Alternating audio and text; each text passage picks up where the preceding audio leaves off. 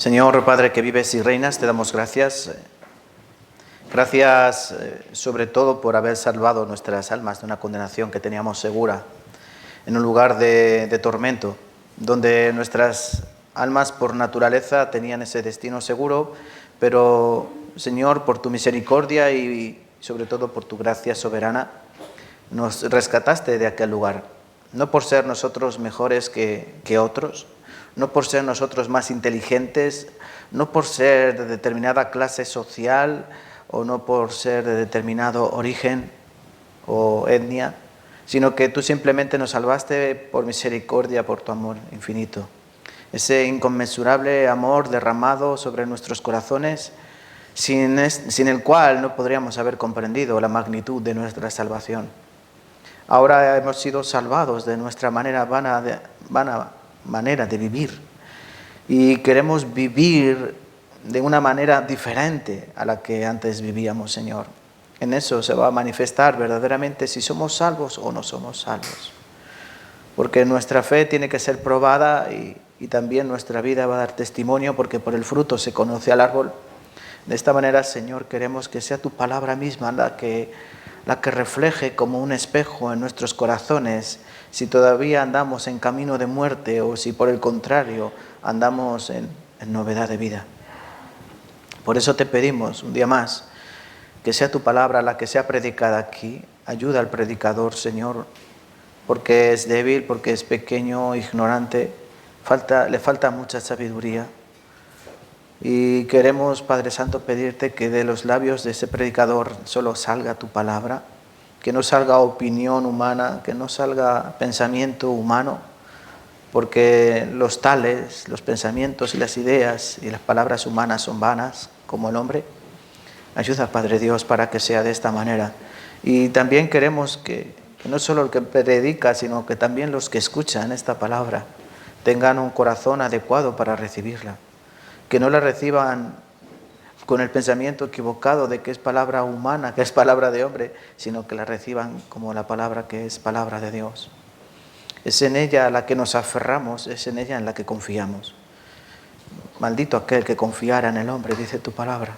Pero nosotros nos aferramos a esa palabra de vida, la cual nos va a dar fortaleza en cada momento de dificultad. Es ella la que nos salvó, es ella la que nos va a ayudar a permanecer en esa salvación que es perfecta y eterna. Es tu palabra, Señor, la que va a hacer toda la obra. Y serás tú, Señor, el que al final santificará y glorificará nuestros cuerpos por todas las edades y por los siglos de los siglos para tu gloria. Ayuda a los hermanos que no están hoy aquí. Hoy muchos han faltado, Señor, por diversas circunstancias. Guarda sus caminos y que no se aparten ni a diestra ni a siniestra, que sigan en la senda correcta, que testifiquen con sus vidas el propósito de su fe, que lleven orden, sobre todo orden, Señor, y disciplina en sus corazones, sabiendo a quién servimos, porque del Señor somos y a Él servimos por los siglos de los siglos. Padre, queremos dejar esta oración en tus benditas manos. Y oramos como siempre en tu glorioso nombre y en el nombre de tu Hijo amado Jesucristo. Amén y amén. Vamos a abrir nuestras Biblias, por favor, en Romanos capítulo 5. Romanos capítulo 5.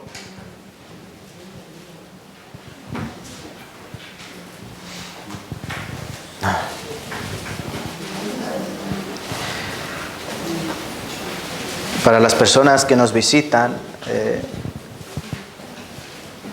durante ya varios meses estamos estudiando acerca de la carta de Pablo a los romanos. Es una carta sublime, como toda la Escritura, y donde estamos aprendiendo varios temas. Romanos capítulo 5, hoy. La semana pasada no aprendimos Romanos, ¿no? La semana pasada estuvimos aprendiendo en el retiro de verano. Estuvimos compartiendo el Evangelio, donde durante 4 días todos los hermanos que pertenecen a la Iglesia Bautista de España, 17 iglesias y un grupo de hermanos que vinieron de Corea, estuvimos un total de más de 500 personas Estuvimos aprendiendo la palabra juntos, estuvimos compartiendo, estuvimos haciendo muchas cosas y todo para la gloria de Dios. Doy gracias a los hermanos que participaron en este retiro. Yo creo que algunos vinieron más cansados, lo que da más gloria a ese retiro. Porque el que vino descansado, el que vino enterito, el que vino sin pasar sueño y el que vino saciado de cosas carnales, lo siento por él, no aprovechó bien el retiro. Pero el que vino cansado, el que vino agotado, el que vino ojeroso, seguramente vino gozoso. Y el Señor obró en ese corazón. Espero que para el próximo, en invierno, más hermanos puedan acompañarnos y más hermanos puedan deleitarnos. En verano el retiro se centra en el Evangelio. En invierno el retiro se centra en la vida cristiana. Por eso también es muy importante que asistan, ¿vale? Y antes de ese retiro, la semana anterior, estuvimos aprendiendo acerca de las columnas de la fe. Hicimos ese pequeño paréntesis en la carta a los Romanos, aprendiendo que la fe cristiana radica en una piedra que es Cristo Jesús. Él es el cimiento del cual debe partir pues esas columnas que son la sabiduría, la perseverancia, la obediencia. Y son ellas las que van a edificar ese edificio de nuestra fe y gracias a él nuestra vida cristiana puede ir en orden. Pero hoy vamos a volver al cauce donde nos habíamos quedado y por eso vamos a comenzar en Romanos capítulo 5, versículos del 1 al 11. Y vamos a leer de forma intercalada. Yo leo los versículos impares y vosotros me acompañáis con los pares. ¿Vale, hermanos? Romanos capítulo 5, versículos 1 al 11. Comienzo yo. Justificados. Qué importante es esa palabra. Esa palabra es fundamental, ponla en rojo en tu Biblia. Justificados pues por la fe, tenemos paz para con Dios por medio de nuestro Señor Jesucristo.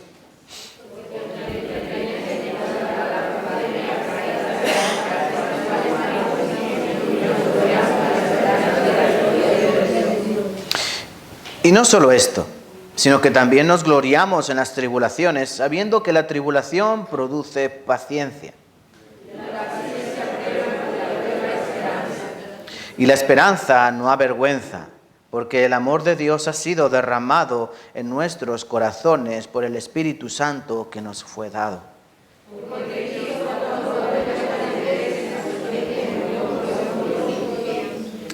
Ciertamente, apenas morirá alguno por un justo, con todo, pudiera ser que alguno osara morir por el bueno.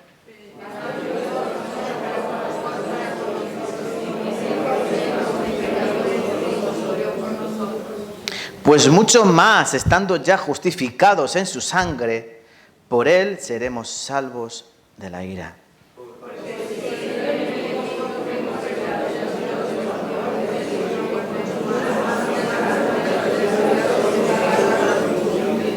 Versículo 11, juntos, por favor. No solo esto, sino que también nos gloriamos en Dios por el Señor nuestro Jesucristo, por quien hemos recibido ahora la reconciliación. Amén, la reconciliación. La última vez que estuvimos aprendiendo acerca de Romanos, estábamos detenidos en Romanos capítulo 3, versículos 21 al 26, si no recuerdo más, voy a refrescar mi memoria, sí. Romanos capítulo 3, versículo 21 al 26, estuvimos aprendiendo que la justicia de Dios se revela a través de la fe. Como está escrito, dice Romanos capítulo 1, más el justo por la fe vivirá. La fe es el motor que nos ayuda a vivir en la vida cristiana y la fe es lo que nos trae a la vida cristiana. No es por obras, dice Pablo en Efesios. No es por obras para que nadie se gloríe, no es por el cumplimiento de la ley, también dice Pablo a los romanos, porque por el cumplimiento de la ley ningún hombre puede justificarse delante de Dios. De esta manera tiene que ser a través de la fe sola. Eso aprendimos hace varias semanas. Que Dios, dice versículo 21, pero ahora aparte de la ley se ha manifestado la justicia de Dios. Dios dio la ley, y el hombre ve que la ley es imposible cumplirla y ¿qué hace Dios? Bueno, pues Dios nos va a dar solución para cumplir esa ley a través de su justicia. ¿Y cómo viene esa justicia? Versículo 22, la justicia de Dios por medio de la fe en Jesucristo. Creer en Cristo me va a dar la justicia que yo necesito delante de Dios. Pero ¿de qué manera? Creyendo en Jesucristo. creyendo precisamente en Él, no, sino que creyendo en esto, 24, siendo justificado gratuitamente por su gracia mediante la redención que es en Cristo Jesús. A través de la obra de Cristo en la cruz es como yo puedo venir a Dios sin temor a ser juzgado por Él. Entonces, de esa manera, hermanos, Pablo, desde el capítulo 1, capítulo 2, capítulo 3, y sobre todo el capítulo 4, que hablará de la fe de Abraham, nos enseña que, ¿cómo podemos venir a Dios? Solo a través de la fe. No hay otra manera de ir a Dios, solo a través de la fe. ¿Por qué no vamos a tocar Romanos capítulo 4? Bueno, ya les dije que les quería hacer esto un poquito más breve, ¿vale? Ya sé que para comerse un chuletón de ternera necesitamos una buena mandíbula. Y bueno, mis hermanos de Tarancón les amo y digo, bueno, les voy a quitar un trozo del chuletón, le voy a quitar lo gordo, ¿vale? Le voy a quitar la vena, para que no estemos ahí masticando mucho tiempo. Romanos capítulo 4, ¿de qué trata? Bueno, de que la realidad de esa fe, porque nos habla de Abraham, el padre de la fe. Dice que Abraham creyó y su fe le fue contada por justicia. Y Pablo dice, ¿y cuándo fue eso? ¿Cuando estaba ya circuncidado? ¿Cuando había hecho ya el pacto con Dios? ¿O antes? Dice Pablo, no, antes de recibir la circuncisión como señal del pacto. Es decir, a través de la fe, no por la ley, no por la promesa de la ley. ¿Entienden, hermanos? Es muy importante esto, porque la única parte que podemos poner nosotros en nuestra salvación no es otra cosa que el pecado. Y Cristo, que quita el pecado del mundo, ¿qué hace? Que nosotros podamos venir a Él a través simplemente de la fe, el perdón de pecados. Por eso, si quieren en casa luego estudiar Romanos capítulo 4 para los que sean más valientes, lean Romanos capítulo 4 para que vean ese ejemplo de Abraham, como ese padre de la fe, pues eso, fue por la fe, no fue por sus obras, no fue por su comportamiento. Y ya llegamos a Romanos capítulo 5. Bueno, ¿qué vamos a aprender hoy en Romanos capítulo 5? Pues como el título mismo lo indica, dice, resultados de la justificación. ¿Qué consecuencias trae el que yo haya sido justificado delante de Dios? Es decir, ¿qué va a repercutir o en qué va a repercutir en mi vida el que yo sea justo delante de Dios? Pues diría Pablo, mucho, en gran manera. Y vamos a aprender acerca de 6 eslabones que va a tener esta cadena. Porque recuerden, la ley venía en 10 eslabones, ¿sí? La ley viene en 10 mandamientos, como 10 eslabones, uno engarzado en el otro, en el otro, en el otro, que de tal manera que dice la palabra que cualquiera que ofende en un punto, esa ley se hace culpable de todos. Cualquiera que rompe esta cadena a cualquier altura, hace la cadena inútil. ¿Entienden, hermanos? Cualquiera que quebranta la ley en un punto, tú has honrado siempre a tus padres, ¿no? Tú nunca has dicho ninguna mentira, ¿no? Tú nunca no has matado a nadie. Tú has cumplido, como dijo aquel joven, todo esto lo he cumplido. Pero imagínate que un día tienes un poquito de envidia y has quebrantado. Para Dios, ya has quebrantado todos. Por eso la ley que hace nos inculpa a todos. Porque no hay hombre justo en la tierra que haga el bien y nunca peque. Ahora, Romanos capítulo 5 nos va a decir esas grandes verdades que nos aferran a la salvación. ¿Saben por qué? Porque la salvación es algo hermoso a lo que aferrarnos y la salvación no se pierde jamás. Eso es lo que Pablo va a decir en Romanos capítulo 5. Cuando uno viene a Cristo, van a ocurrir varias cosas. Una de ellas es que, sin saber cómo, van a venir más problemas. Tu familia te va a atacar más fuertemente, tus hijos se van a volver contra ti con más energía, te van a empezar a salir problemas como las setas cuando llueve. Y tú vas a decir, pero ¿esto por qué es? Bueno, ¿sabes por qué es eso? Eso es porque has sido comprado por precio con la sangre de Cristo. Has cambiado de amo. Y tu anterior amo, ¿sabes qué quiere hacer? Echar por tierra el trabajo de Dios. Y no hay mejor manera que hacerte la vida imposible. Y de esta manera algunos cristianos que son atacados, ¿qué ocurre en sus vidas? Que son atribulados y enseguida como que se apartan, enseguida como que se enfrían. Bueno, ¿esos tenían salvación o no tenían salvación? No tenían salvación. Cuando tú te apartas es que no tienes salvación. Cuando tú perseveras es que tú eres salvo. El que persevere hasta el fin, ese es el salvo, o ese será salvo. Y otra cosa que va a venir de la mano a los ataques de todo alrededor es la duda. La duda. Hay personas que llevan 1 año, 2 años, 4 años de ser salvos y todavía dudan de su salvación. ¿Eso será bueno o será malo? Es como el que duda del amor de su esposa o del amor de su marido. ¿Alguien se acuesta en la cama dudando del amor del que ronca al lado? Yo creo que no. ¿No? ¿Me querrá o no me querrá? ¿Me amará o no me amará? Hombre, la relación sabemos que puede pasar por determinados momentos, ¿no? No siempre estamos en la cúspide de la ola. Hay momentos de bajón amoroso y luego hay momentos de subida amorosa. Eso es hermoso, sentimos eso porque somos humanos. Pero no dudamos del amor de nuestro cónyuge. Dudar de la salvación de Dios es dudar del amor de Dios. El que duda del amor de Dios, duda de la sangre de Cristo. El que duda de la sangre de Cristo, desgraciadamente, o probablemente, no sea salvo. El dudar de algo no es confiar. Y no confiar es en no tener. Por eso debemos comprender qué es lo que Pablo quería decirnos aquí. Miren, en Efesios capítulo 6, versículo 16, bueno, antes desde el 12, Pablo nos va a hablar de una armadura que tiene que tener todo cristiano. ¿Se acuerdan de este pasaje? En Efesios capítulo 6. Y ante todo, vestíos de toda la armadura de Dios. Dios provee al cristiano de una armadura como un guerrero, como un soldado, que es lo que somos, que va preparado para la batalla. Y como todo soldado que va a la batalla, tienes que llevar todo tu equipamiento. Si comparásemos un soldado de hoy en día, tiene que llevar su casco, su chaleco antibalas, su traje de camuflaje, ¿verdad? Sí, ese que parece algo raro. Tiene que llevar su mochila de equipamiento, tiene que llevar obviamente su ametralladora o su fusil, tiene que llevar un cuchillo, un machete, tiene que llevar sus botas, tiene que ir perfectamente pertrechado, ¿no? Para la guerra. Vas a la guerra, no vas de camping. Entonces Pablo dice, el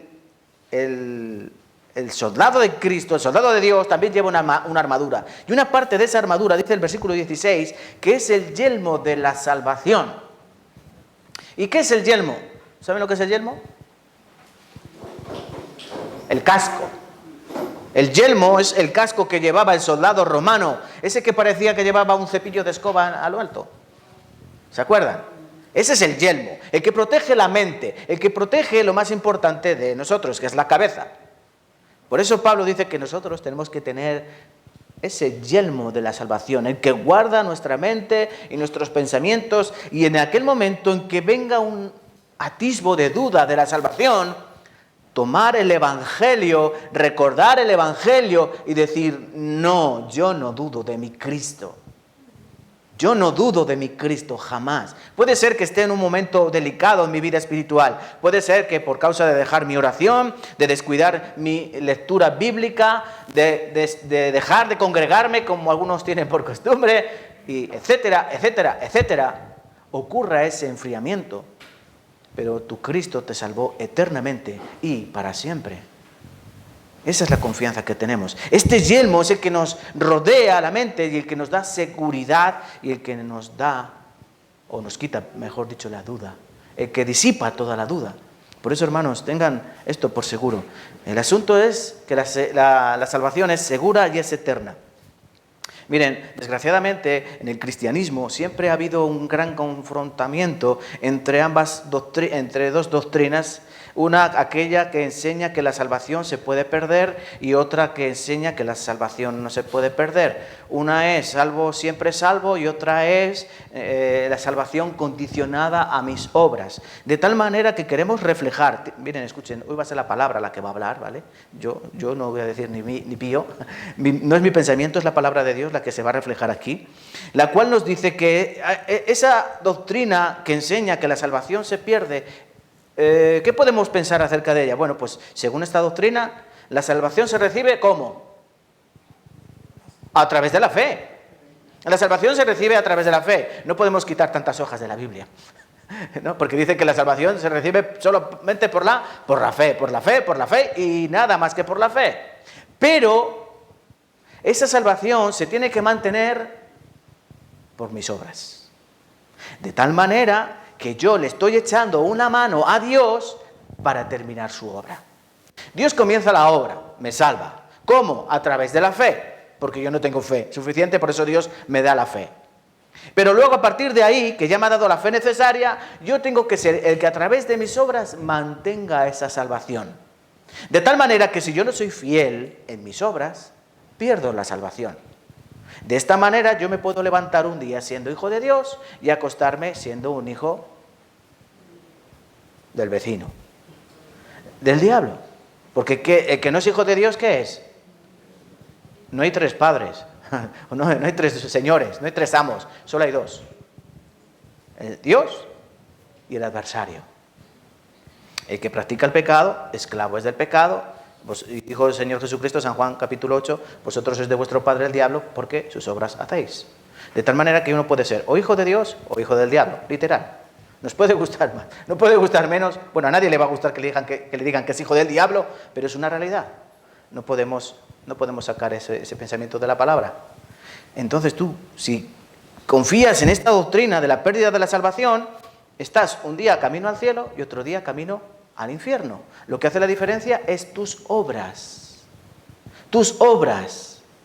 Y tus obras no pueden ser contadas o cuantificadas en el cielo. Porque si tú llegases con ese pensamiento al cielo, tú te jactarías de lo bien que lo has hecho en la tierra y dirías, menos mal que he guardado mi salvación y que me he ocupado en ella, y que gracias a mi esfuerzo yo he llegado hasta aquí. Sí, Dios me salvó, pero yo he hecho mi parte.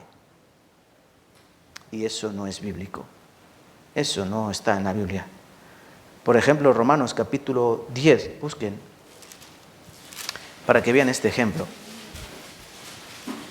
Esto enseña, la mayoría de religiones enseñan esto.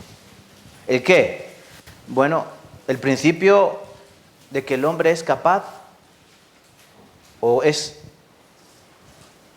contribuyente de obras, de bondad y de logros humanos para llegar hasta Dios. Esas son las religiones.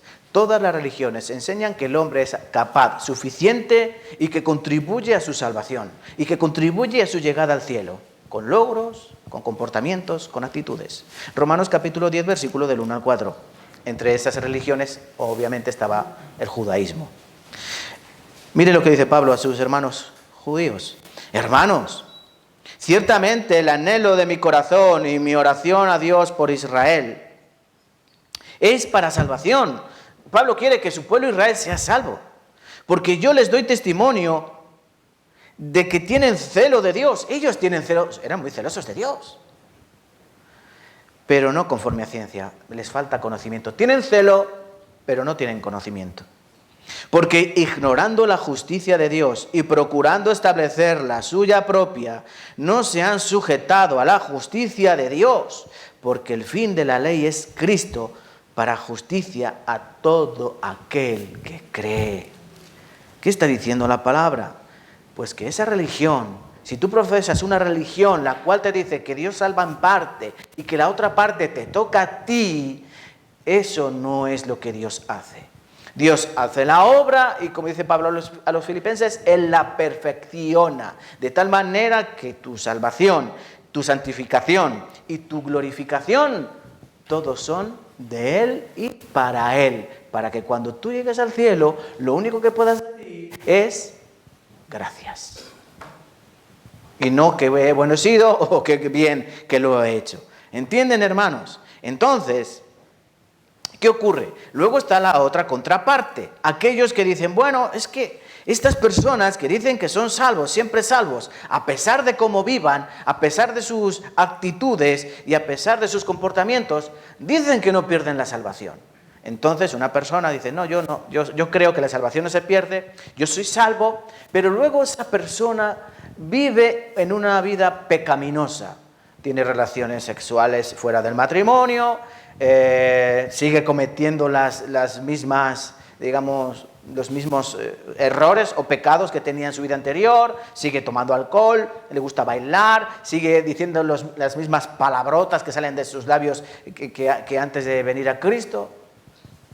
El pensamiento o la pregunta que nos surge es la siguiente: ¿esa persona es salva o no es salva? No, no. Él dice que es salvo. Él dice que es salvo. Mateo 7:21 dice, no todo el que dice Señor, Señor entrará en el reino de los cielos. Hay personas que dicen, yo soy salvo, pero luego su vida es un total desastre. ¿Esa persona es salva? No puede ser salva. Cuando Cristo dice que por el fruto se conoce el árbol, cuando tú ves un manzano y hay manzanas, ¿no? Y tú ves un abrojo y hay espinos. Tú no puedes llegar a una viña y encontrarte higos, ¿no? Cada árbol lleva su propio fruto. El árbol bueno da frutos buenos, el árbol malo da frutos malos. Y una persona que dice que es cristiano, que es salvo, que bueno, que a lo mejor es un poco débil o tal o cual, justificando su pecado, pero luego persevera en el pecado, ¿esa persona se puede decir que es salva? Obviamente no. Obviamente no. Pero es que para eso no hay que ir a la Universidad de Salamanca, como digo a veces. Simplemente, cuando tú quieres saber si eres salvo, dice la palabra que ¿qué tengo que hacer? Examinaos a vosotros mismos si estáis en la fe. Probaos a vosotros mismos si sois de Dios. O no sabéis que vosotros sois de Cristo. No sabéis que Cristo está en vosotros. A menos que estéis reprobados. Porque si nos tienen que evaluar los que nos ven, obviamente, esa evaluación no va a ser objetiva.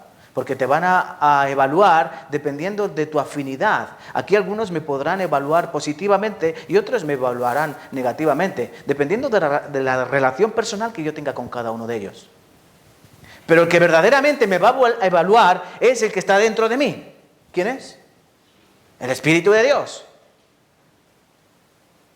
Y nadie puede engañar a ese Espíritu de Dios. Entonces, la conclusión es clara.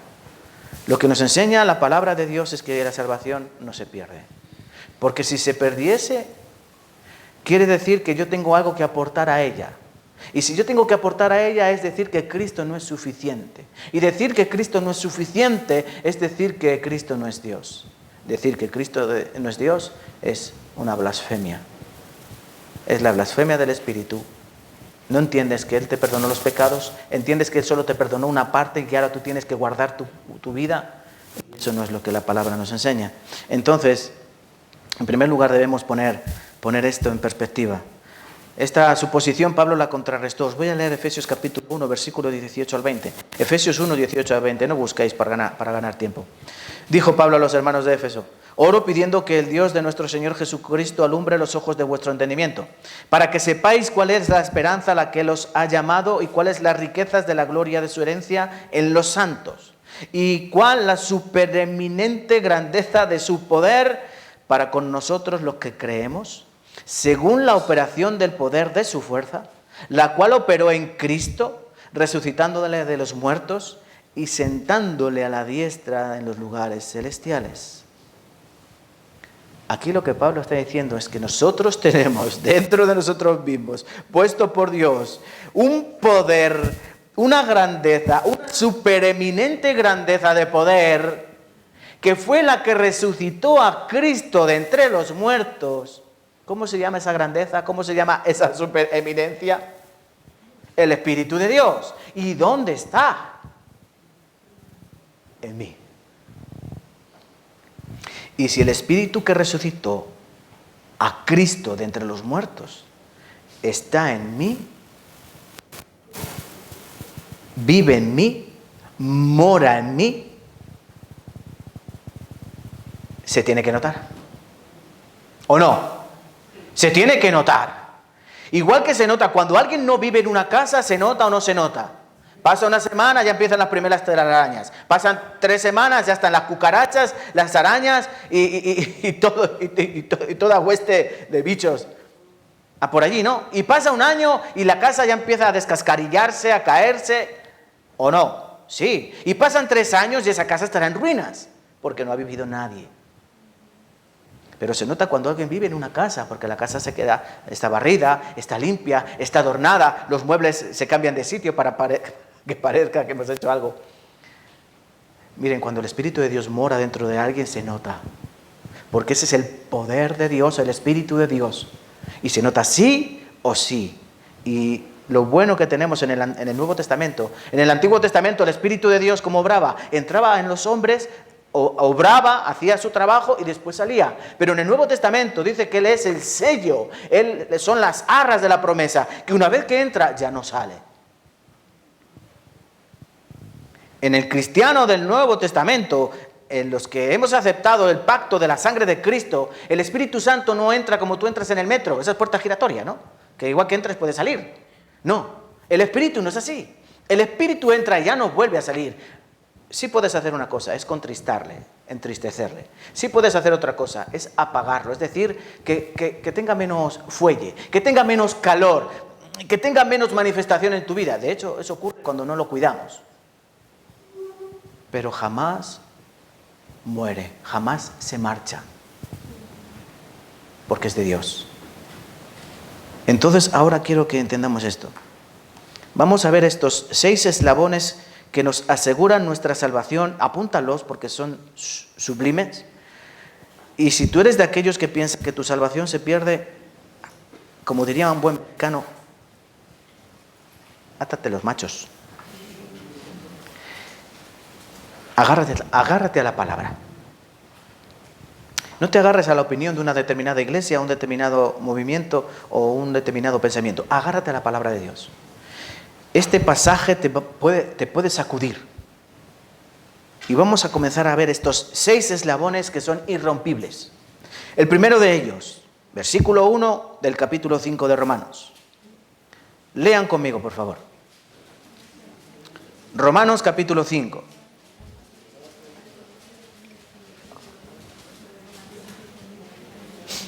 ¿Lo tenemos? Venga, que hay mucho que hablar y poco tiempo. Romanos capítulo 5, versículo 1. Justificados, pues, por la fe, tenemos paz para con Dios, por medio de nuestro Señor Jesucristo. Primer eslabón de la cadena. ¿Cuál es? Paz con Dios. Paz para con Dios. Cuando Cristo se presentó en medio de aquel aposento que habían cerrado con llave, los discípulos estaban atemorizados, escondidos por miedo a los judíos. Se presentó Jesús en medio de ellos. ¿Y qué les dijo? Shalom, paz a vosotros. Shalom. Como se saludan los judíos, se saludan Shalom. O los musulmanes se saludan Salam Aleikum, la paz sea contigo. Y te responden Aleikum Salam. Te devuelven esa paz. ¿Sí o no? Sí. El judío se saluda Shalom, paz a ti, o paz. Bueno, Cristo dijo, mi paz os dejo, mi paz os doy. No os doy la paz como el mundo la da, porque el mundo te dice paz por un lado y por otro lado te clava el puñal. Pero yo os traigo la paz de mi Padre. ¿Cuál es la paz de mi Padre? Es la paz de Dios. Y mejor dicho, la paz para con Dios. Pero hay que saber entender esta paz. La paz de Dios no quiere, o sea, la paz con Dios no significa la paz de Dios. ¿Entienden? La paz con Dios no es lo mismo que la paz de Dios. Tú, por ejemplo, tienes un problema. Tienes un montón de deudas y no sabes cómo pagar, pero tampoco te quebrantas. Porque dices, bueno, yo sé que Dios me va a ayudar. De una o de otra manera, Dios me va a ayudar. Tú estás confiando y tienes la paz de Dios. Dios te da esa paz porque Él te dice que no te desamparará, que no te dejará, que su diestra te sostendrá y que Él te guiará, que Él te confortará. ¿O no? Sí. Entonces tú tienes la paz de Dios. Yo estoy paz. Paz, paz, cuán dulce paz. Es aquella que el Padre me da. Es una alabanza lo que estoy recitando. Paz, paz, cuán dulce paz. Es aquella que el Padre me da. ¿Pero qué es la paz con Dios? Bueno, recuerda capítulo 1, capítulo 2 y capítulo 3. Todos están bajo la ira de Dios, todos somos culpables, el judío, el gentil, porque la justicia de Dios se revela desde el cielo a todos los hombres, a todos que con impiedad retienen la justicia de Dios. ¿Quiénes son esos? Todos. El judío, ¿por qué? Porque piensa que con su comportamiento judío puede ir al cielo. El gentil, ¿por qué? Porque pone su fe ¿en quién? En los ídolos, en la idolatría. Profesando ser sabios se hicieron necios. Y Dios dice que los entregó a pasiones desordenadas, ¿verdad? ¿Todo eso por qué? Por la naturaleza humana. De tal manera que Pablo llega al capítulo 3 con esa afirmación rotunda. No hay justo ni aún uno. No hay quien entienda, no hay quien haga lo bueno, no hay quien busque a Dios. Todos se desviaron, aún se hicieron inútiles. No hay quien haga lo bueno, no hay ni siquiera aún uno. Y no es eso que la ira de Dios está ahí esperando a que nosotros pasemos por la puerta de la muerte y entonces toda la ira de Dios será derramada. Porque las personas cometen pecado, ¿no? Sale el adúltero de la casa con que ha adulterado con una mujer y cae un rayo sobre él. No. Dios castiga en el momento. Tú robas un teléfono y te lo metes en el bolsillo. Y en ese momento, ¿qué ocurre? ¿Te atropella un camión? No.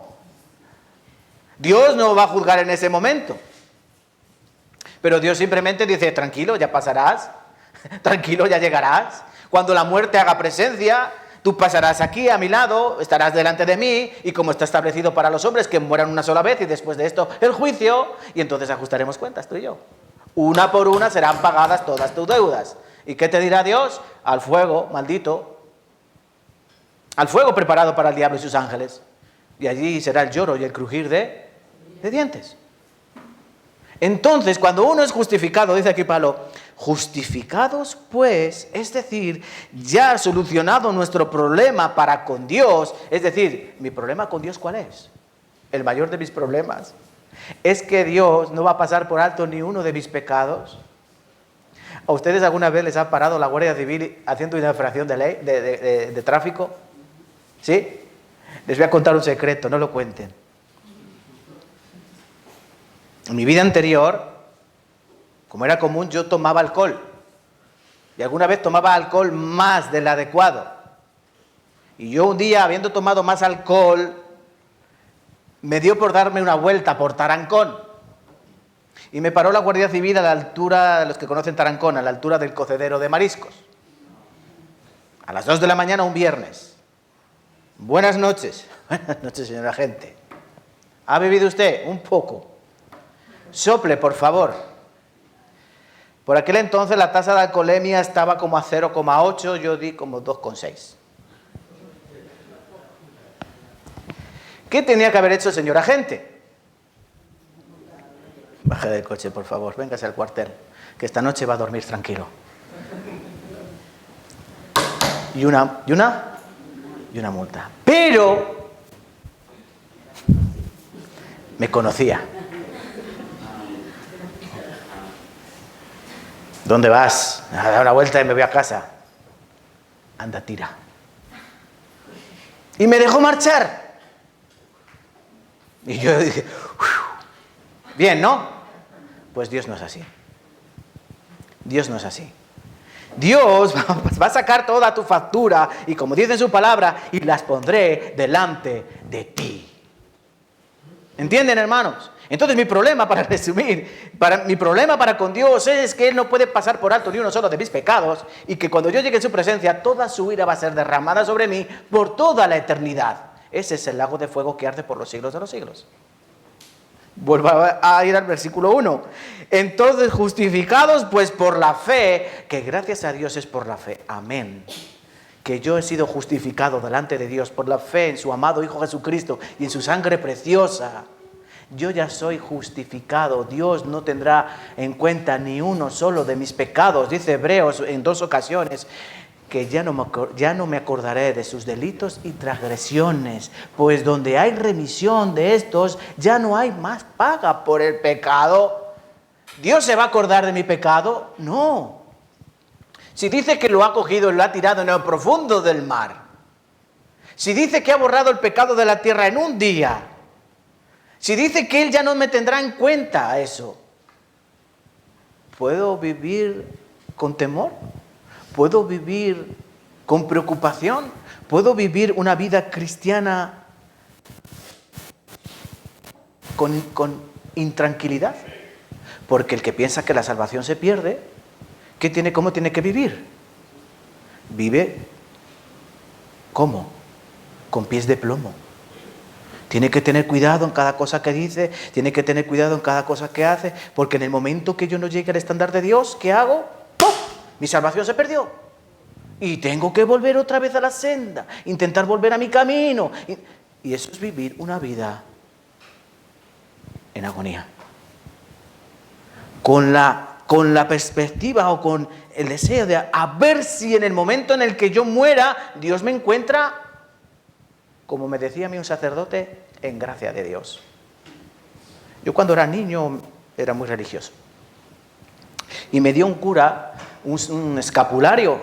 ¿Saben lo que es un escapulario? Sí, me dio un escapulario.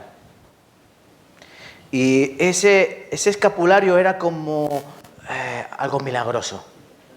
Sí, eso tenía mucho valor. Tiene mucho valor, según esa doctrina, ¿no? ¿Qué es un escapulario? Algo, por ejemplo, vamos a recordar esas doctrinas que nos enseñaban cuando éramos católicos, por ejemplo a mí, que si tú morías con pecados, ¿dónde ibas? Al infierno. Al infierno, vas al infierno. Vas al purgatorio si tú mueres en gracia de Dios. Si tú mueres en gracia de Dios, mira, te pillan recién confesado, tú sales del confesionario, del cura. Yo le decía a mi sacerdote que me confesaba, que fue el mismo que me casó, ¿cómo era? Don Gregorio. Hasta luego, don Gregorio, muchas gracias. Que Dios te bendiga, Julián. Y yo me iba, sin pecado, pero al salir de la iglesia yo miro a una chica con ojos codiciosos. ¿Qué ocurre? ¡Pumba! Ya está, otra vez al infierno. ¿O no? Bueno, pues a mí me dieron ese escapulario que decía, mira, si tú mueres y no estás en gracia de Dios, este escapulario te salva. Es como un salvoconducto. Que si tú mueres y te pillan en mal momento, pecaminoso, no vas al infierno. Simplemente vas a ir directamente al purgatorio. No vas al cielo porque tú tienes que purgar tus pecados. Entonces, esta doctrina que enseñaba eso, o sea, algo incongruente. Pero para el católico le daba algo de tranquilidad. Bueno, si muero, tengo que llevarlo. Yo no me lo quitaba ni para ducharme. Y era niño, recuerden, era niño. Yo tendría 12 o 13 años. Entonces, aquellas religiones que enseñan, no, Dios te salva, sí, pero cuidadito como andas, que lo mismo que Dios te salva, Dios te condena. Entonces Dios no me salva. Esa es la conclusión. Si resulta que Dios me salva y luego depende de cómo yo camine en su ley, entonces es que Dios no me salva. Dios me salva condicionado. Yo te salvo y ahora tú te apañas. Eso no es. La paz con Dios, ¿qué es? Bueno, que mi ira ya no va a ser derramada sobre ti. Hay personas que piensan que Dios no es su enemigo, incluso incrédulos. No, yo creo que algo hay, pero bueno, yo por un lado y Dios por otro. No. Yo con Dios no tengo ningún problema. Yo no me meto en sus negocios, yo no se mete en los míos. Bueno, piensan que no son enemigos de Dios, pero ¿Dios es su enemigo? Sí. A lo mejor tú piensas que con tu vecino no tienes ningún problema. No, yo con mi vecino, nos saludamos en el portal, hola vecino, hola, buenos días. Yo con él tranquilo, pero tu vecino te odia a muerte. Pero tú no lo sabes. No sé quién me ha rayado el coche, no sé quién me ha hecho esto, no sé quién me ha pinchado las ruedas. Porque yo me llevo bien con todos mis vecinos, pero es que hay uno que te odia a muerte y tú no lo sabes. Bueno, dice el Salmo que Dios está airado con el impío. ¿Cuándo? Todos los días. Salmo 7:11. Dios está airado con los impíos todos los días. Y la ira de Dios está ahí esperando a que pase ese alma pecaminosa que no ha aceptado la sangre de Cristo y Dios derrama toda su ira. Entonces me pregunto yo, ¿cuál es la paz con Dios? Pues eso. Que Dios ya no derrama toda su ira sobre mí. Eso es el primer eslabón de la cadena del creyente. Dios me ha salvado y su paz me ha sido imputada. ¿Por qué? Esta palabra es muy importante, la palabra imputación. El pecado de Adán fue imputado en mí, porque yo soy hijo de Adán, ¿no? Si eres hijo de un mono, pues no, eres hijo de chita. Pero si tú eres hijo de un hombre, tú eres hijo de Adán. Y yo soy hijo de Adán, porque soy humano. Perdón, pongan en silencio los teléfonos móviles. ¿Y por qué me ha sido imputado? Por eso mismo, imputado el pecado. ¿Y ahora qué hace Dios? Bueno, dice que a su Hijo, al que no conoció pecado, por nosotros fue hecho pecado para que nosotros fuésemos hechos justicia de Dios en él. ¿Sí? ¿Sí o no? Segunda de Corintios... se me ha ido. Ya se lo diré luego. Segunda de Corintios 5:21. El que no conoció pecado, por nosotros fue hecho pecado para que nuestra justicia fuese... para que su justicia fuese sobre nosotros. Hubo un cambio. El pecado pasa a Cristo y la paz de Dios que estaba en Cristo, o la paz con Dios que estaba en Cristo, fue imputada ¿en quién? En mí. Hubo ese cambio, esa teletransportación. Los pecados a Cristo y la justicia de Dios que estaba en Cristo pasó a mí. Eso es lo que ocurre en el creyente. Entonces, la paz que Dios me da, no me la puede dar absolutamente nadie. Es la paz con Dios. El estar seguro de que Dios ya no derramará su ira sobre mí. Ese es el primer punto. Segundo punto. Capítulo 5, versículo 2. Vamos a leer. Lo tenemos ahí, ¿verdad?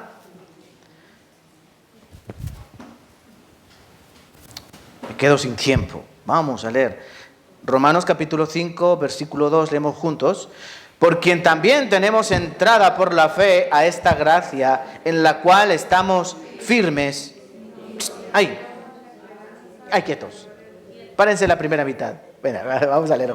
Por quien también tenemos, les leo yo, por quien también tenemos entrada por la fe a esta gracia, en la cual estamos firmes. Ahora continuará y dice, y nos gloriamos en la esperanza de la gloria de Dios. Pero en primer lugar vamos a decir la primera parte de ese versículo. Por quien también tenemos entrada por la fe hemos sido justificados y por la fe tenemos entrada ¿a dónde? Dice, a esa gracia en la cual estamos firmes, porque por gracia sois salvos y por gracia sois santificados. Porque dice Pablo, y gracia sobre gracia. Gracia sobre gracia. El segundo eslabón, podemos decir, este eslabón que nos une a la seguridad del creyente, es la posición que nos mantiene, la posición en la que nos mantiene esta gracia. Por ejemplo, ¿ustedes se acuerdan el tabernáculo? O el templo. Venga, vamos a irnos un poquito más adelante en el tiempo. El templo de los judíos, que se encontraba allí en Jerusalén, tenía diferentes partes. En la primera parte estaban los atrios o los patios. Estaba el atrio de los gentiles, el atrio de las mujeres, el atrio de los hombres. La palabra atrio la podemos traducir al patio, un lugar. ¿Y ese lugar para quién estaban establecidos? Bueno, el atrio de los gentiles era el lugar máximo hasta donde un gentil podía pasar en el templo. Es decir, había fronteras en el templo para los gentiles. No puedes pasar más de aquí, en el atrio, en el patio de los gentiles. Las mujeres tampoco. Las mujeres también tenían el atrio de las mujeres y no podían pasar de allí. Obviamente las mujeres no podían ser sacerdotes en el templo. Y los judíos de a pie también tenían su atrio, al que solo podían llegar hasta ahí, hasta la puerta del mismo templo. Luego, dentro del templo había otro lugar, que estaban los sacerdotes. Podemos decir los sacerdotes de a pie. Los que se encargaban en coger el animal, en sacrificarlo, ¿verdad? Y en hacer toda la ley levítica o los sacrificios. Ahí estaban los sacerdotes. Pero dentro del tabernáculo, bueno, dentro del templo, estaba el lugar santo y el lugar santísimo. Era como una habitación dividida en dos por un velo. Pero es que el sacerdote no podía atravesar ese velo. Después de ese velo estaba el arca de la alianza, ¿no? El arca del pacto, donde solo una vez al año, escuchen, solo una vez al año, ¿cuánto? Una vez al año, el sumo sacerdote, no cualquier sacerdote, sino el sumo sacerdote, pasaba un poquito tiempo, si corría la cortina, pasaba con la sangre de un macho cabrío y derramaba 7 veces sobre el propiciatorio, la tapa del arca, y volvía a salir. Era entrar y salir, derramando. Eso se hacía el día de la expiación, el Yom Kippur, para perdonar los pecados del pueblo de Israel de todo el año. Un día, ¿entienden? El sumo sacerdote, una vez al año, pasaba un momento y salía. Y como curiosidad, ¿saben que el atuendo del sumo sacerdote tenía que tener campanillas? Campanillas. Y le ataban una cuerda. ¿Saben por qué?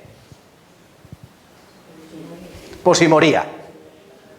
O sea, que no te garantizaba que salieses vivo. Ibas a entrar a la presencia de Dios. Y algunas veces ocurrió que algún sumo sacerdote no se había preparado correctamente la ceremonia de purificación, porque ahí tenías que entrar puro sí o sí. Por eso llevaba campanillas. En el momento que no se oían las campanillas que decían, Se lo ha cargado. Y tiraban del cordel. Y tiraban del cordel y sacaban al sumo sacerdote muerto. Porque no había cumplido esa norma de Dios, esa purificación, esa santificación. Eso enseña la palabra. En Éxodo dice que tenía que llevar esas campanillas, dice, para que tenga cuidado y no muera. ¿Ven? Bueno, ahora vamos a verlo desde nuestro punto de vista. ¿Qué dice la palabra acerca de nuestra situación en ese sentido? Miren, vamos a buscar Hebreos. Hebreos, capítulo 10.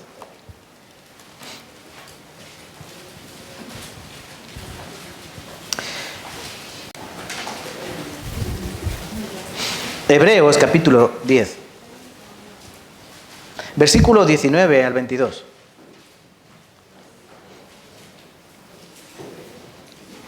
Bueno, el versículo 18, miren lo que dice.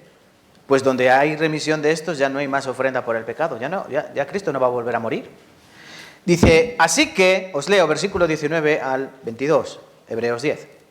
Así que, hermanos, teniendo libertad para entrar en el lugar santísimo por la sangre de Jesucristo, por el camino nuevo y vivo que Él nos abrió a través del velo, esto es, su carne, y teniendo un gran sacerdote, un sumo sacerdote sobre la casa de Dios, acerquémonos con corazón sincero, en plena certidumbre de fe, es decir, con total tranquilidad, purificados los corazones de mala conciencia y lavados los cuerpos con agua pura. Mantengamos firmes sin fluctuar la profesión de nuestra esperanza, porque fiel es el que prometió. Versículo 23. ¿Quién es fiel? Dios es fiel. Y si nosotros somos infieles, Él permanece fiel. Dios sabe que nosotros vamos a ser infieles, pero Él, si tu pareja te es infiel y te enteras, ¿tú qué haces? Ojo por ojo, diente por diente. ¿Sí? Pues Dios dice, no. Tú eres infiel, pero yo no. Yo no soy hombre para que mientan, hijo de hombre para que te arrepientas. Yo no voy a ser infiel. Yo soy fiel. ¿Qué es el velo? Dice, su carne. Aquí es algo muy asombroso. Dice que cuando Jesucristo murió, el velo del templo se rasgó. De arriba hacia abajo. De arriba hacia abajo. Del cielo a la tierra. El velo se rasgó. Era una simbología de lo que realmente hizo Cristo. Dice que Él nos abrió el velo para siempre. Es más, Él rasgó el velo que era su carne, abriéndonos el lugar, abriéndonos la puerta del lugar santísimo. Recuerden, solo sumo sacerdote una vez al año y con mucho cuidado entraba. Ahora todos tienen entrada libre a ese lugar santísimo por la puerta que Él abrió, que era su cuerpo. Entonces, la fe es necesaria para la salvación. La gracia de Dios que nos da también repercute en nuestra santificación. Tiene poder para salvar y tiene poder para mantenernos firmes en esa gracia. Recuerda dónde está tu lugar, que tú ya no tienes que purificarte y santificarte y hacer toda esa liturgia para poder ir, ¿a quién? A Dios. ¿Tú qué haces cuando oras? Voy a ducharme. ¿Te duchas? ¿Te perfumas? ¿Te lavas los dientes? ¿Te pones bien, guapo, en condición, todo ordenado y todo? Y luego ya, Dios, ¿estás ahí? ¿Así? ¿A que no? Yo pienso que tú vas a Dios con total confianza, con total certidumbre, con total certeza de que Él está ¿dónde? Al otro lado. Por eso es nuestro Padre, ¿no? ¿Cómo se comunican con sus padres si están vivos o con sus madres? Llamas y pides audiencia. Mamá, ¿tienes hueco en tu agenda? Una madre siempre está dispuesta para escuchar a un padre, ¿no? ¿Y Dios? ¿Y Dios no? Dios está siempre dispuesto a escuchar a sus hijos para saber qué les inquieta o qué necesitan. Por eso dice la palabra que nosotros tenemos esa total seguridad de que Dios no nos va a decir un día, sí, hijo, ¿qué quieres? Y al otro día te va a decir, niño, ¿tú quién eres? ¿Tú eres hijo del diablo? No, Dios no nos va a tratar así. Porque Él ya derramó su ira sobre su propio Hijo una sola vez, no va a derramar la ira sobre sus hijos amados, coherederos con Cristo. No, Él es justo. Pablo, 2 Timoteo 1:12, yo sé a quién he creído y estoy seguro que es poderoso para guardar mi depósito para aquel día. ¿Ustedes han cantado esa canción, esa alabanza? Mas yo sé a quién he creído y es poderoso para salvarme. Iré a morar con Él. ¿A qué no dice? Y yo sé a quién he creído y que es poderoso para salvarme a medias. Y yo luego tengo que hacer mi obra y así podré estar con Él. No. Yo sé a quién he creído. En Dios, el Hijo de Dios amado. El que murió por mí en la cruz. El que era suficiente. El que doble ha pagado. El que doble ha pagado por todos mis pecados y todas mis transgresiones. Romanos capítulo 8, versículo 31 a 34. ¿Qué pues diremos a esto? Si Dios es por nosotros, ¿quién contra nosotros? El que no escatimó ni a su propio Hijo, sino que lo entregó por todos nosotros, ¿cómo no nos dará también con Él todas las cosas? ¿Quién acusará a los escogidos de Dios? ¿Quién son los escogidos de Dios? Tú y yo. ¿Quién los acusará? Dios es el que justifica. Si me ha justificado Dios, ¿quién me va a acusar? ¿Quién hay mayor que Dios? No hay nadie mayor que Dios. Nadie me puede acusar. Dios no me puede acusar si Dios me ha justificado. ¿Entiendes? Dios no me puede justificar otro día y al día siguiente condenarme. Es imposible.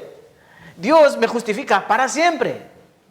Y continúa diciendo Pablo, ¿quién es el que condenará? Cristo es el que murió, más aún el que también resucitó, el que además está a la diestra de Dios, el que también intercede por nosotros. Algunos interpretan la Biblia literal. Y cuando dice que Dios está sentado en su trono, se imaginan a Dios sentado en el trono. Y a Cristo sentado a la diestra, se imaginan a Cristo sentado a la derecha. Y los imaginan como dos seres ahí, contemplativos, esperando. No, no son así. Dios obra todos los días. Aunque Dios gobierna en su trono.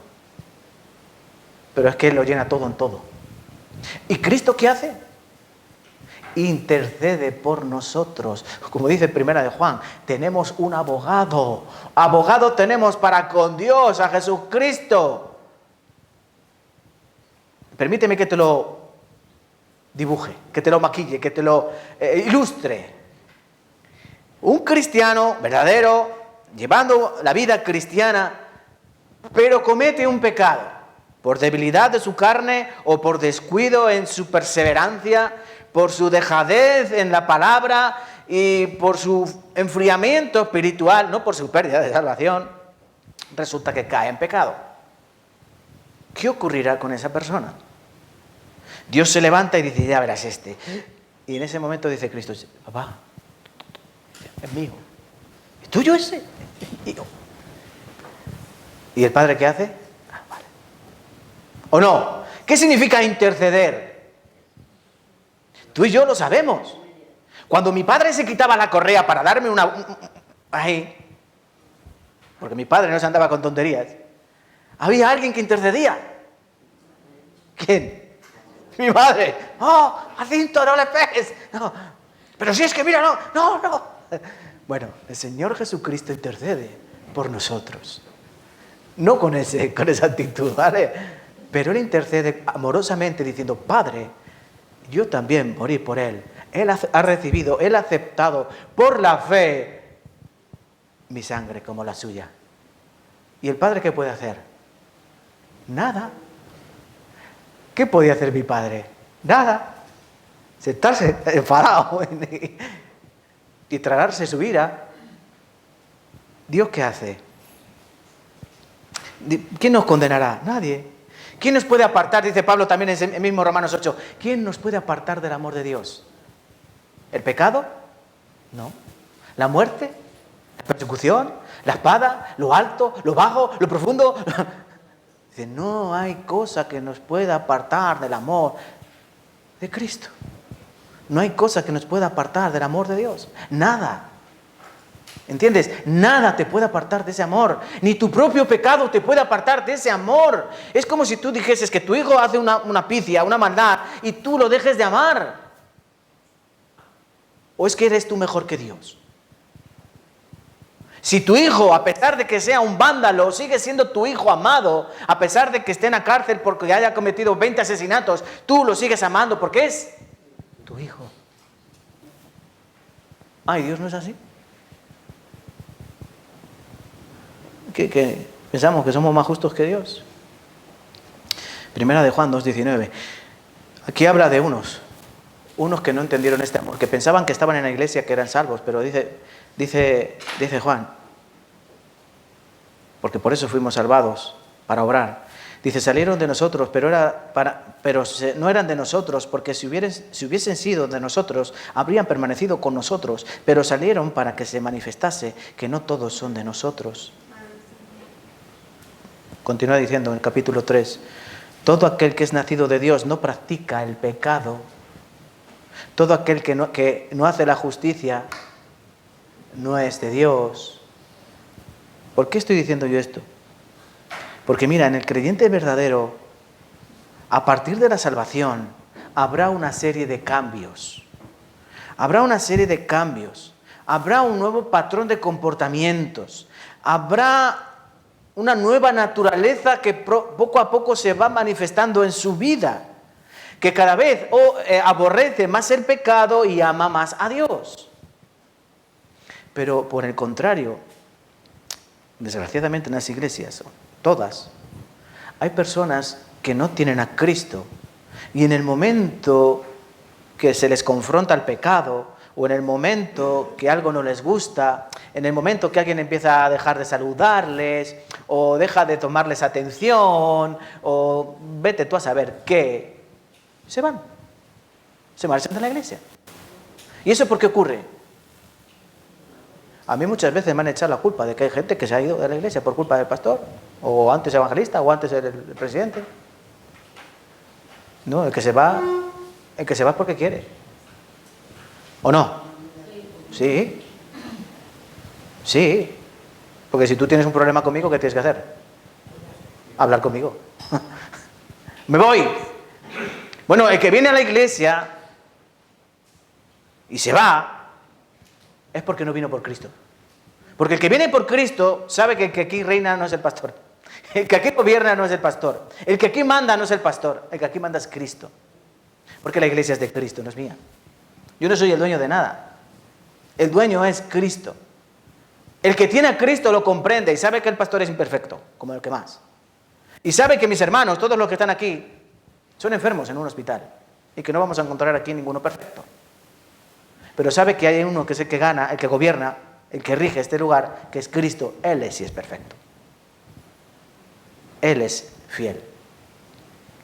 Pero tenemos que tener cuidado al ver esta salvación. Por eso, ¿tú qué clase de salvación tienes? ¿Tienes una salvación que te hace sentir paz con Dios?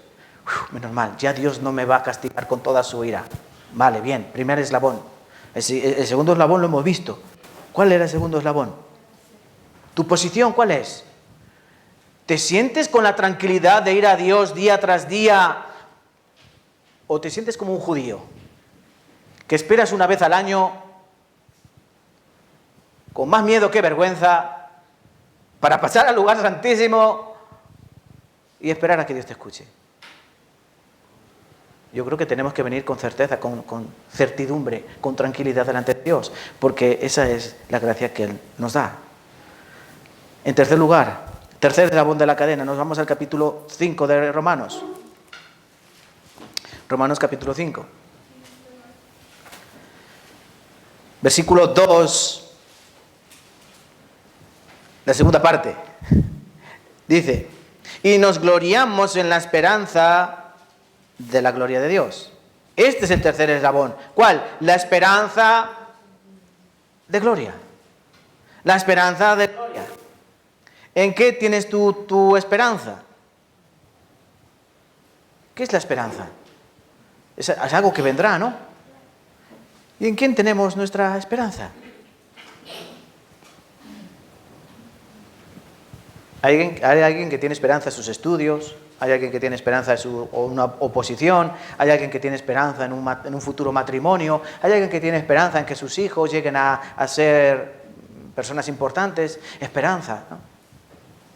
Pero aquí la palabra nos habla de que Jesucristo, el que nos ha justificado a través de la fe y el que nos ha dado paz con Dios, el que también nos mantiene en esa gracia por su amor, porque Él hace la obra de la fe y Él sigue haciendo la obra de la santificación en nuestras vidas, dice que nos gloriamos en la esperanza por la gloria de Dios. Esto significa, hermanos, que nosotros podemos tener una tranquilidad sublime a la hora de la certeza de la vida cristiana. ¿Entendéis eso? Que yo tengo que tener no solo la paz con Dios y no solo la tranquilidad de ir a Dios, sino que también aquí dice que me tengo que gloriar en Dios. Hay otra alabanza que dice así, ¿no? Nos gloriamos en Dios. A Dios sea gloria, ¿no? Se titula esa alabanza. A Dios sea gloria, por grande ser. Pero nosotros dice que nosotros nos gloriamos en Dios. Pablo mismo dice, yo no me glorío en mí. Y tendría por qué gloriarme, pero ¿en quién me glorío? Me glorío en Dios, porque a Él sea la gloria. De Él viene la gloria. Entonces, hermanos, confíen en eso. Vamos a buscar primera de Pedro, capítulo 1. Venga, un poquito más. No estén cansados, ya quieren irse a votar, ¿no?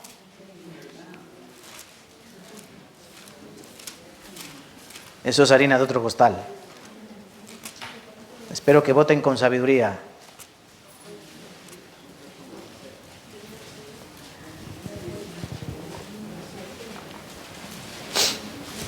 Primera de Pedro, capítulo 1, versículos 3 al 9. Os leo. Bendito el Dios y Padre de nuestro Señor Jesucristo, que según su grande misericordia nos hizo renacer para una esperanza viva. ¿Qué pone ahí? ¿Para una esperanza? Viva. Una esperanza viva. Continúo leyendo. Por la resurrección de Jesucristo de los muertos, para una herencia incorruptible, incontaminada, inmarcesible, reservada en los cielos para vosotros. Una herencia incorruptible, es decir, que no se pudre. Incontaminada quiere decir que no se echa a perder, que no se mezcla, que no se contamina. E inmarcesible, que no se marchita. Que sois guardados... no, hasta el 3 les he dicho, ¿no? Sí, del 3 al 9.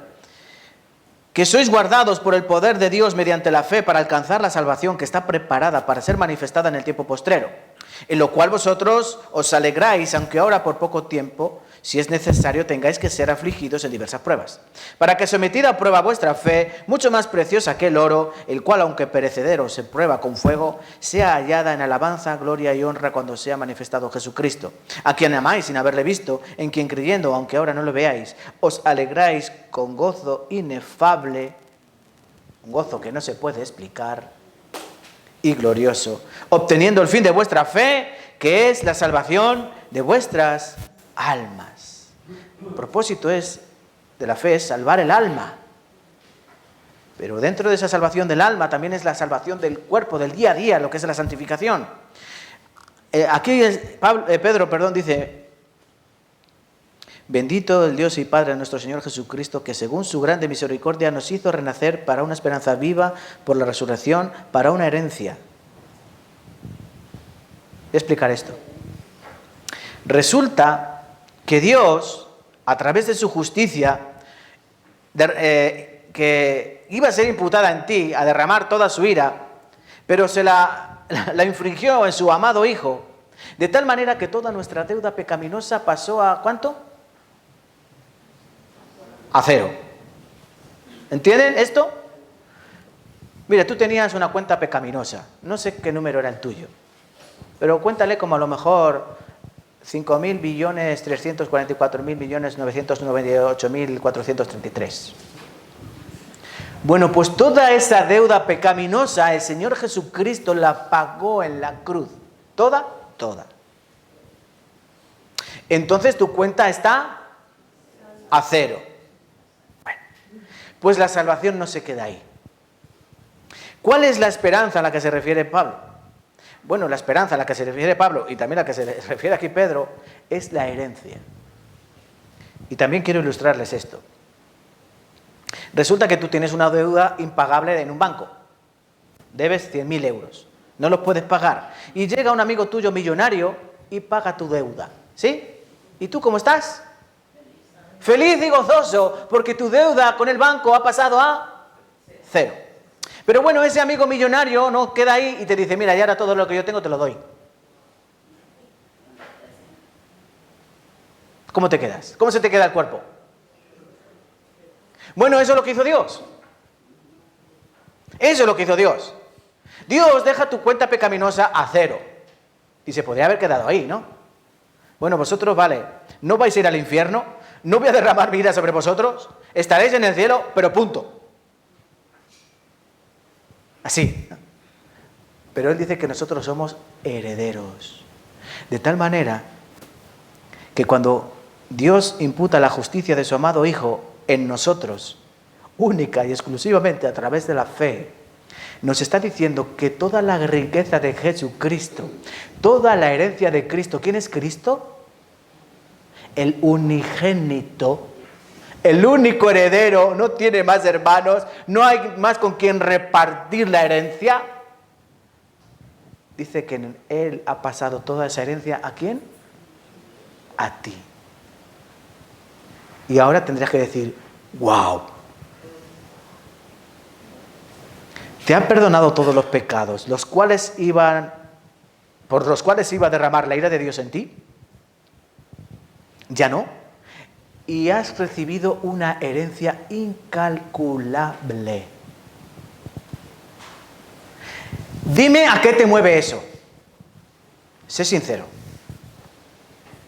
Cuando tú entiendes que Dios te ha perdonado todos los pecados y que Él tiene toda su gloria, todas sus riquezas, todas sus bondades, todo el cielo lo va a entregar ¿a quiénes? Contésteme. ¿A sus hijos o no? Porque cuando un padre muere, ¿para quién va la riqueza? Para sus hijos. Bueno, sabemos que Dios no va a morir, pero Dios va a compartir todo. ¿Cuál era el propósito de salvar a la humanidad? ¿Cuál era el propósito de salvar al hombre? ¿Llevarlo al cielo? No. El propósito de Dios crear al hombre y salvar al hombre es con Dios compartir todo lo que Él tiene con nosotros para que nosotros le demos toda la gloria a Él. Ese es el propósito de Dios. Dios no necesita gloria. Dios no necesita palmeros que vayan, ole Dios, ole Dios, ole Dios. No, Dios no necesita eso. Pero Dios tiene tantas cosas que las quiere compartir. ¿Ustedes cuando tienen, no les gusta compartir? ¿Les gusta compartir o no? ¿Por qué tenemos hijos? Porque queremos compartir lo que tenemos con alguien y tenemos hijos. ¿Y a ellos qué le damos? ¿Un padre se quita el pan de la boca para dárselo al hijo o no? Claro. Pues recuerda, y cuando eso llega a tu mente y a tu corazón, que Dios perdonó todos tus pecados y que Él te va a dar toda su herencia para ti, eso, hermano, hermana, no te va a mover a pecar. Perseveraremos en el pecado para que la gracia abunde, dirá Pablo en Romanos capítulo 6. Es que este dice salvo, siempre salvo, y vive como le da la gana. Es que ese no ha entendido que todo el pecado fue perdonado en la cruz y no ha entendido que Dios la ha hecho coheredero con Cristo juntamente. Él no ha entendido nada. Por eso una persona que vive como quiere, pensando que es salvo, no es salvo, no se equivoquen. ¿Vale? Entonces ahora, como dice aquí Pedro, y también quiero que leamos versículo 18 al 21, primera de Pedro 1, 18 al 21. sabiendo que fuisteis rescatados de vuestra vana manera de vivir, la cual recibisteis de vuestros padres, no con cosas corruptibles como oro o plata, sino con la sangre preciosa de Cristo, como de un cordero sin mancha y sin contaminación, ya destinado desde antes de la fundación del mundo, pero manifestado en los postreros tiempos por amor de vosotros, y mediante el cual creéis en Dios, quien le resucitó de los muertos y le ha dado gloria, para que vuestra fe y esperanza sean en Dios. Nuestra esperanza está en Dios, de que Él me dará con Él todas las cosas. ¿Qué eslabón más hermoso? Cuarto eslabón, ay, que no me da tiempo, madre mía. Volvamos a Romanos capítulo 5. Romanos capítulo 5, versículo 6 al 8. Romanos, más brevemente, Romanos capítulo 5.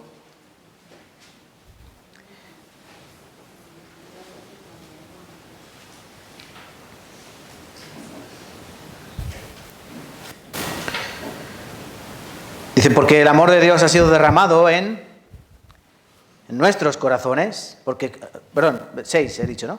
Sí, 6 al 8. Porque Cristo, cuando aún éramos débiles, a su tiempo murió por los impíos. Ciertamente apenas morirá alguno por un justo. Con todo pudiera ser alguno osara morir por el bueno. Mas Dios muestra su amor para con nosotros, en que siendo aún pecadores, Cristo murió por nosotros. ¿Qué dice la palabra? Romanos capítulo 5.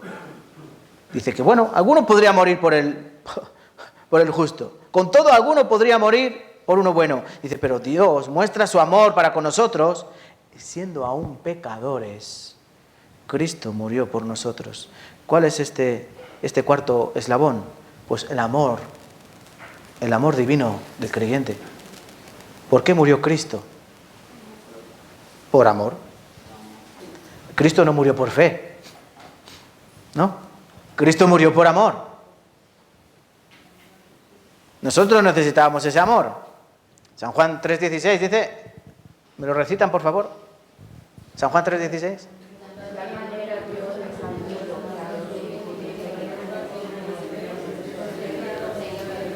Vale, algunos se lo saben.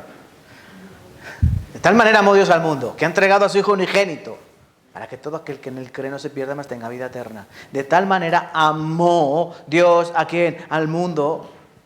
Amor. Eso dice la palabra. Y hay otra alabanza. Hoy estoy cantarín.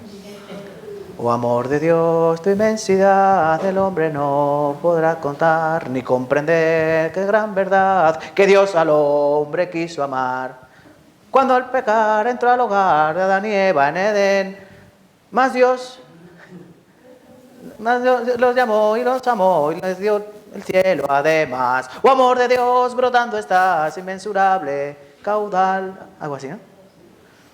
Por las edades durarás, inmensurable raudal. Qué bien que canto. El amor de Dios, no es que hermanos ha dicho, Dios te voy a dar un poquito de amor. Os voy a dar un amor así, unas pizquitinas de amor. Dios derramó el amor en nosotros. ¿Saben lo que significa derramar? Derramar. Derramar es darlo todo a alguien, derramarse. Eso es derramar, eso es literal, ¿no? Dios nos amó de esta manera. Siendo aún pecadores, Cristo murió por nosotros. Cristo no murió de forma mezquina. Alguien a su pareja, cariño, ¿tú morirías por mí? ¿Y qué dice el otro? Sí, yo moriría por ti. Y luego pasa algo y sale corriendo, ¿no? Yo he visto así algunas cosas, ¿no? Que va la pareja y viene, hay un peligro, un perro, y el novio sale corriendo y se queda la novia ahí. ¿Tú me amas hasta la muerte? Sí. ¿No han tenido esa pareja que les decía, yo contigo amor eterno? ¿Sí? ¿Les han dicho? ¿Y luego qué? Se quedó en agua de borrajas, ¿no? Todo mentira. Ese es el amor del hombre. Pero ¿cómo es el amor de Dios? El amor de Dios. El amor de Dios. El amor de Dios es inconmensurable. Cuando uno recibe el amor de Dios, cualquier amor queda pequeño. Cuando uno recibe el amor de Dios, cualquier otro amor que venga no puede suplantarlo. Por eso, si tú amas a Dios, si tú amas a Cristo, y viene el mundo con sus seducciones, con sus guiños de ojo, el cristiano verdadero no puede sucumbir. No améis al mundo, decía Juan, ¿no? No améis al mundo, porque el que ama al mundo, el amor del Padre no está en él.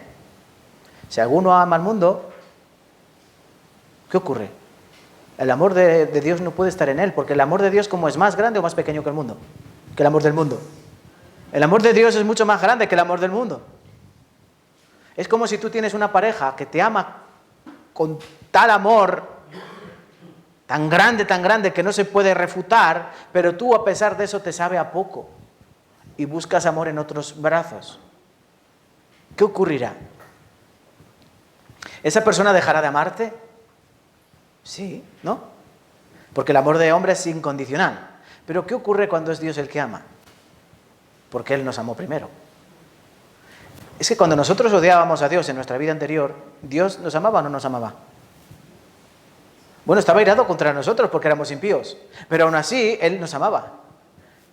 Él puede amar porque su amor es santo, Él puede airarse porque su ira es santa.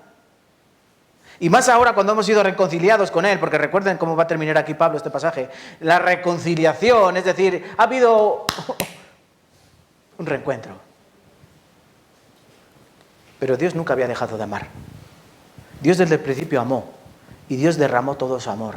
Y la mejor manera es entregando a su propio Hijo, entregándose Él mismo en nuestro lugar. Eso es amor. Eso es amor. ¿Vale, hermanos? Quinto, quiero terminar hoy, no quiero dejarlo aquí. Quinto, vamos a Romanos, lo tenemos con Romanos 5, ¿no? 9 y 10. El quinto eslabón de esta cadena. Pues mucho más estando ya justificados en su sangre, por Él seremos salvos de la ira. Porque si siendo enemigos fuimos reconciliados con Dios por la muerte de su Hijo, mucho más estando reconciliados seremos salvos por su vida. ¿Cuál es este quinto eslabón? Bueno, la certidumbre de la liberación del creyente. La certeza de la liberación de la ira de Dios. Yo estoy tranquilo, tengo paz con mi Dios. Otra alabanza dice así, ¿no? Tengo paz con mi Dios.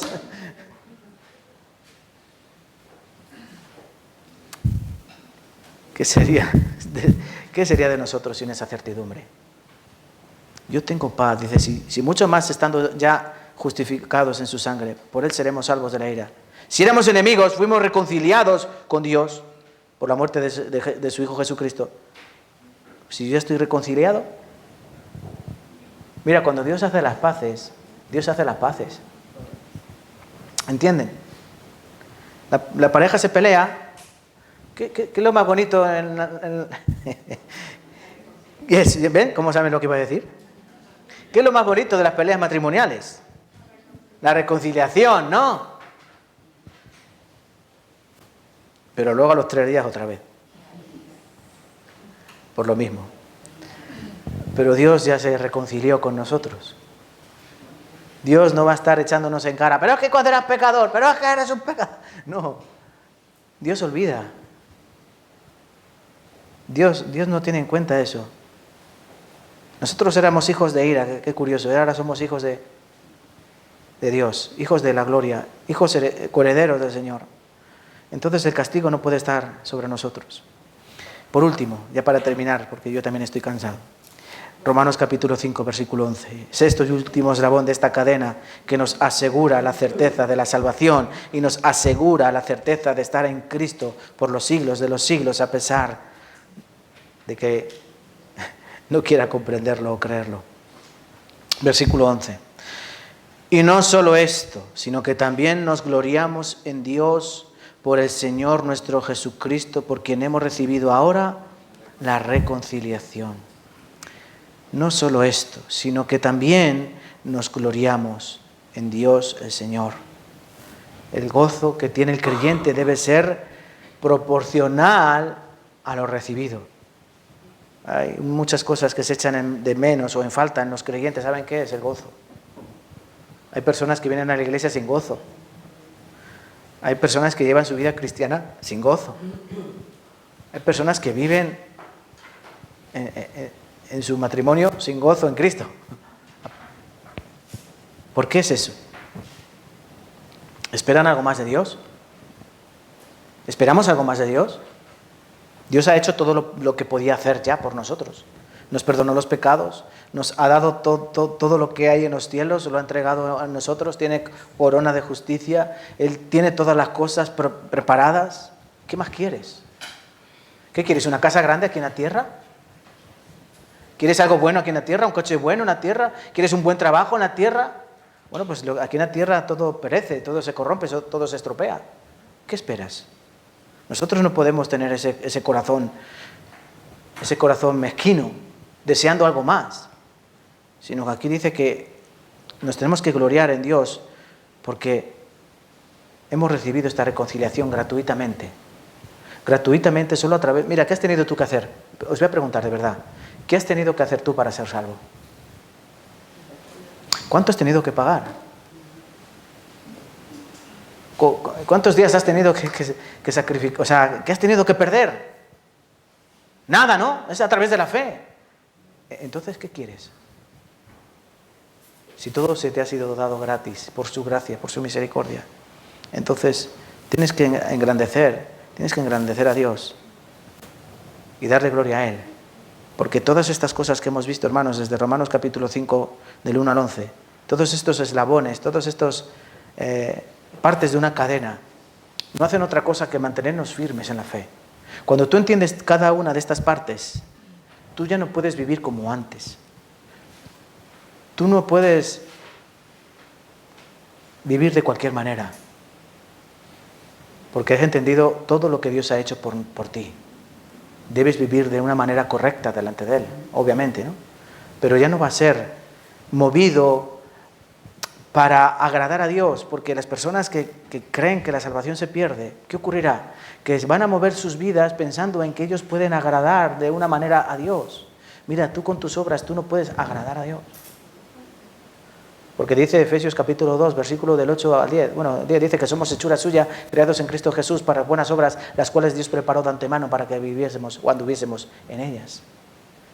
Hasta tus mismas obras que tú haces buenas para agradar a Dios, Dios ya las había preparado de antemano para que tú las hicieras. No te gloríes en ti. Aférrate a la salvación. Es algo seguro. No puedes vivir con miedo de perder tu salvación. Porque si vives con miedo, no puedes tener gozo. Y el gozo es una característica fundamental de todo cristiano. Que pase lo que pase, tiene gozo en su corazón. Obviamente el gozo no se va a reflejar en tu cara. No tiene por qué reflejarse. El cristiano no va a ser sonriendo todo el día. Obviamente. Pero el gozo debe estar en tu corazón. Que a pesar de las circunstancias, a pesar de lo que ocurra, Dios gobierna y Dios rige. ¿Entienden, por favor? Y que Dios no salva a medias. Hace una parte, hace, digamos, el trabajo sucio y ahora haces tú el resto. No, Dios no puede obrar así. Dios hace toda la obra. El que comienza la obra la termina. No la deja a medias. Para que a Él sea la gloria. Por los siglos de los siglos. Vamos a terminar aquí y vamos a orar. Señor, te damos gracias, Padre Santo, por todo. Te damos gracias por todo, Señor, porque nosotros lo único que hemos traído ha sido manos vacías. Hemos venido a tu presencia llenos de pecados, de delitos, de transgresiones. Por si eso fuera poco, veníamos pensando que estábamos justos o justificados delante de ti, llevando una vida mediocre y una vida a nuestros ojos sin mucho pecado. Pero gracias a tu palabra, la cual confrontó nuestro corazón, y gracias a tu Espíritu, el cual nos convenció de pecado, pudimos entender que éramos dignos, convictos, que éramos dignos presidiarios y éramos dignos merecedores de toda tu ira. Pero también gracias a tu palabra hemos entendido que esa ira fue derramada sobre tu propio Hijo, que esa ira fue satisfecha, que ahora ya no vamos a recibir esa ira, sino que hemos recibido tu paz, la paz con Dios, que por ella podemos estar seguros de que ya no vamos a recibir ese castigo. Pero no solo eso, sino que gracias a la obra de la cruz nosotros podemos ser coherederos de Cristo Jesús. Y que tú día tras día vas a hacer una obra preciosa cambiando nuestro corazón para que nuestra senda sea como la luz de la aurora que va en aumento hasta que el día es perfecto. Que será poco a poco como tú vayas obrando en nuestras vidas, que seremos como la semilla que brota al principio, germina, después crece y después da fruto. Pero tú seguirás obrando día tras día en nuestros corazones. Aparta que queramos tener nuestra gloria. Evita, Señor, a toda costa que sintamos que queramos ser ladrones de gloria. No podemos ser ladrones de gloria, Señor. No nos podemos poner ninguna medalla de mérito en tu presencia, porque todo el mérito es tuyo, de tu Hijo amado Jesucristo, el cual hace toda la obra. Ayuda a que comprendamos esto, Señor. Y sobre todo que tengamos ese gozo sublime, esperanzador, de que todas las cosas las podemos en Cristo Jesús y que las aflicciones del tiempo presente no son comparables, Padre Santo, a la gloria venidera. Ayúdanos a comprender para que de esa manera nosotros podamos vivir verdaderamente una vida cristiana normal, una vida cristiana en Cristo Jesús. Guarda esta iglesia, Señor, y guarda nuestros corazones. Te lo pedimos en el nombre de Cristo Jesús. Amén. Vale, vamos